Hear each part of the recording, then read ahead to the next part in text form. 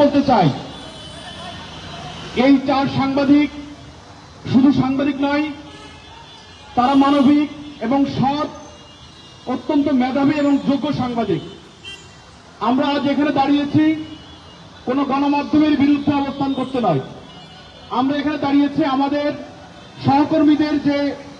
সহকর্মীদের উপর যে অন্যায় হয়েছে সে অন্যায়ের প্রতিবাদে এবং তাদের পুনর্বহালের দাবিতে আজকে আমরা এখানে দাঁড়িয়েছি।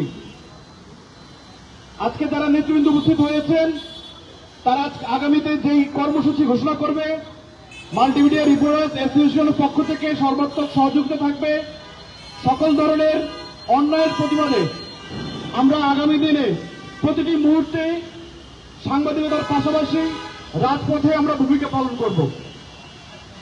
আমি আমার সংক্ষিপ্ত বক্তব্য এখানে শেষ করছি। পরবর্তীতে বক্তব্য রাখার জন্য অনুরোধ করছি স্টার নিউজের সিনিয়র সাংবাদিক হাবিবুর রহমান হাবিব ভাইকে।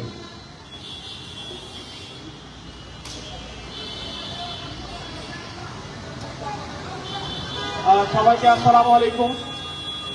আসলে মাহমুদ রাকিব, মুজাহিদ শুভ, বেলায়েত হোসেন এবং আজহার লিমন, এই চারজন সাংবাদিকের মতো এরকম দক্ষ, মেধাবী এবং সৎ সাংবাদিক মিডিয়া ইন্ডাস্ট্রিতে কম আছে, বিশেষ করে টেলিভিশনে।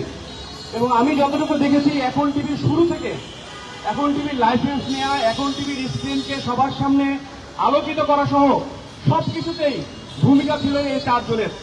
এমনকি জুলাই আন্দোলনে সবচেয়ে বেশি যে নিউজ কাভারেজ করা, ফেসবুক থেকে পোস্ট করা, লোকজনকে ইংগেজ করা, এই সব কিছুতে কিন্তু এই চারজনের বড় ভূমিকা আমরা সবাই জানি এবং সবাই সাক্ষী।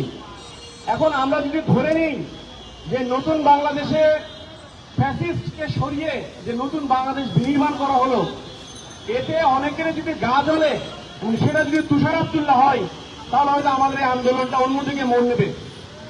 এখন বলা হচ্ছে যে ভুল বোঝাবুঝি হয়েছে, তো ভুল বোঝাবুঝি হলে বসতে হবে একসঙ্গে বসে জিনিসটা রিকভারি করতে হবে, কিন্তু সেটা করা হচ্ছে না। এবং আমরা জানছি যে তারা দেখছে যে আমরা আন্দোলন করছি কিনা, সাংবাদিকদের পক্ষ থেকে প্রেশার ক্রিয়েট করা হচ্ছে কিনা। যদি প্রেশার ক্রিয়েট করা হয় তাহলে হয়তো তাদেরকে চাকরিতে পুনর্বহাল করা হবে, অথবা যদি প্রেশার ক্রিয়েট করা না হয় তাহলে হয়তো তাদেরকে পার্মানেন্টলি চাকরি থেকে তাদেরকে ফায়ার করবে। তো নির্ভর করছে আসলে আমরা কতদিন এখানে আন্দোলন করব, কত সময় আমরা এখানে আন্দোলন করব। আমরা এখান থেকে একটা জিনিস বলতে চাই, আমরা যতক্ষণ এখানে আছি, যেহেতু আমরা এখন টিভির সামনে এখানে আছি, এবং আমরা যতটুকু জানতে পেরেছি তুষার আব্দুল্লাহ আজকে হয়তো স্টেশনে আসেনি, তার এখানে আসার হয়তো আজকে পরিকল্পনাও নাই, কিন্তু তিনি তো অবশ্যই স্টেশনে আসবেন, এটা তার স্টেশন। আমরা চাই যে এখান থেকে আমাদের প্রতিনিধি দল এখন টিভির সঙ্গে যোগাযোগ করুক। আমাদের আরো সাংবাদিক রাস্তায় আছে, পথে আছে, অনেকে তাদের প্রোগ্রাম শেষ করে আসবে। আমরা এখান থেকে একটা ইউনিট নিয়ে ভেতরে গিয়ে এটার একটা দফা রফা আজকেই করতে হবে। কারণ সাংবাদিকরা আমরা কিন্তু আর এখন আর চাকরির ভয় করি না ভাই। আমরা যখন ফেসবুকে পোস্ট দিই, আমাদেরকে কিন্তু অনেকে বলেছিল যে ফেসবুক পোস্ট ডিলিট করো। ফেসবুক পোস্ট ডিলিট করতে বলছে আমাদের সহকর্মী যারা মাঠে সাংবাদিক, তাদের অধিকারের জন্য যারা ফেসবুকে বলছি সেটা ডিলিট করতে বলা হয়। তাহলে আমরা এখন নতুন বাংলাদেশে কি পাইছি? আমরা এতদিন আওয়ামী লীগের আমলে যেভাবে চাকরি যায়নি, আমরা দেখছি বিএনপির আমলে সেভাবে এখন চাকরি যাচ্ছে। তো এটা অবশ্যই সরকারের উপর বর্তায়। তারেক রহমান যেদিন ক্ষমতা গ্রহণ করে সেদিনই এই ঘটনাটা ঘটছে। তার মানে অবশ্যই বিএনপি সরকারের কোন একটা এখানে ইঙ্গিত ছিল। যদি নাও থাকে, যেহেতু তারা এখন সরকারে আছে, তথ্যমন্ত্রীর এটা দায়িত্ব। তথ্যমন্ত্রীর কাছে আমরা কয়েকবার এটা অ্যাপ্রোচ করেছি যে এরকম একটা ঘটনা ঘটেছে, আপনি পদক্ষেপ নেন। তিনি কিন্তু উপরে আশ্বাস দিয়েছেন যে তিনি সিটি গ্রুপ, সময় টিভি এবং এই যে এখন টিভির যারা কর্তৃপক্ষ আছে তাদের সঙ্গে বসবেন। তিনি বসেছেন, কিন্তু তিনি বলেছেন যে তিনি কোনো পজিটিভ কোনো ইনিশিয়েটিভ তিনি নিতে পারছেন না। তিনি কেন নিতে পারছেন না সেটা স্পষ্ট করা দরকার।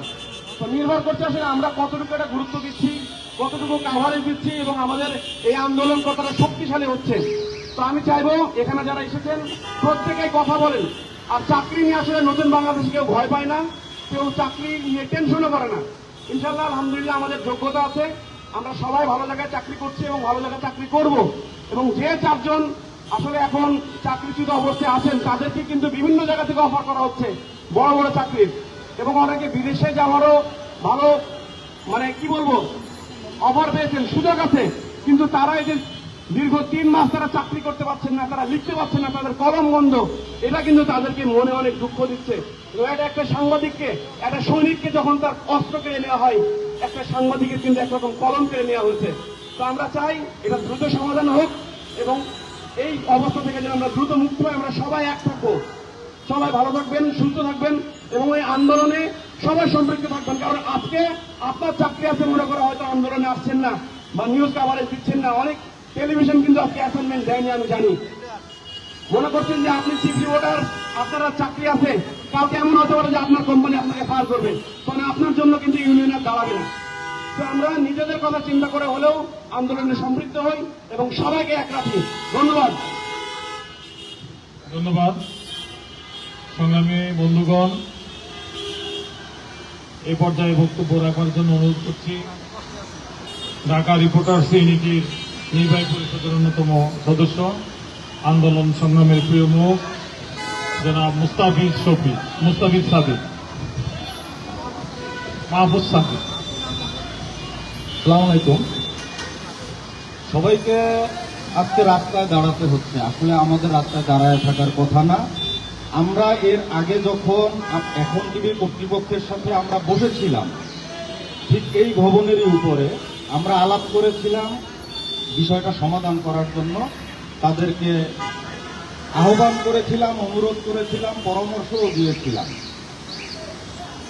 সামাজিক মাধ্যমে কি লিখবেন, কিভাবে লিখবেন, সেটা একজন সাংবাদিকের ব্যক্তিগত বিষয়। সেইটাকে উপজীব্য করে, মুখ্য করে তাদেরকে চাকরিচ্যুত করা এবং একসাথে 4 জনকে, এটা এই নিপীড়ন একেবারেই মেনে নেওয়া যায় না। আমরা যখন তাদেরকে বললাম যে সামাজিক মাধ্যমের বিষয়টাকে এভাবে সামনে এনে আপনারা এটা অন্যায় করছেন, মানে এই জায়গা থেকে আপনাদের সরে আসা উচিত এবং তাদেরকে কাজে ফিরিয়ে নেওয়া এবং তাদের জায়গায় তাদেরকে বসতে দেয়া, তাদের কাজ করতে দেয়া, সেই অনুরোধ আমরা করেছিলাম। কিন্তু তারপরে 1 মাস 1.5 মাসের মতো সময় চলে গেছে। 3 মাস না, ঘটনার পরে আমরা তাদের সাথে বসেছিলাম। একাধিকবার এইটা নিয়ে আলাপ হয়েছে, কিন্তু ওনারা কোনো কিছু শুনতেই চান না। ওনারা যে ম্যানেজমেন্টের কথা বলেন, ওনারা যে কর্পোরেট অফিস হিসেবে তাদের যে নীতির কথা বলেন, সেই নীতি আসলে গণমাধ্যমের ক্ষেত্রে প্রযোজ্য নয়। সেই জিনিসটা ওনারা বুঝতে ব্যর্থ হচ্ছেন, যে কারণে আজকে আমাদের রাস্তায় নামতে হচ্ছে। তাদেরকে পুনর্বহাল করা পর্যন্ত যা করা দরকার আমরা তাই করব। এটা হলো আমাদের 1 নম্বর বিষয়। আমরা ঢাকা রিপোর্টার্স ইউনিটির পক্ষ থেকে শুরু থেকে আমাদের এই সদস্যদের পাশে আছি, থাকব এবং তাদের পুনর্বহাল পর্যন্ত সকল কর্মসূচিতে আমরা অংশ নেব। আর আপনাদেরকেও এই নিপীড়ন, নতুন সরকার এসেছে, এখন গণমাধ্যম কিভাবে আসলে ভূমিকা রাখবে সেই জিনিসটা দেখার বিষয় আছে।